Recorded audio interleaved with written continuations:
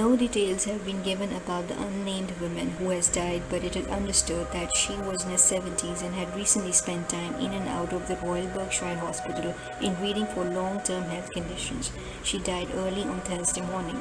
On the other hand, in a major change of policy, some people who are confirmed to have contracted the virus but display only mild symptoms are now being treated at home rather than in hospital. Of the 115 confirmed cases across UK since the outbreak began in late January, 18 have recovered, 52 are still being cared for in hospital, and 45 are being treated at home, said Dr. Susan Hopkins, the Deputy Director of Public Health England's National Infection Service. We have moved to a situation where people have minimal symptoms and they can self-isolate. It's safer for them to self-isolate in their own homes with support, said Professor Chris Whitty, the Chief Medical Officer of England and the government's Chief Medical Advisor for UK.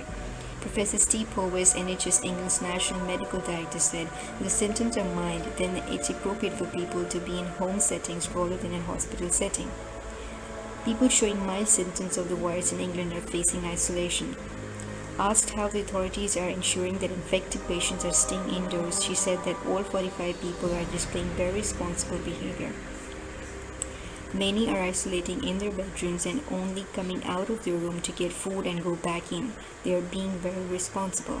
Public Health England has said travellers returning from all parts of Italy, not just north, are now being advised to self-isolate if they have symptoms.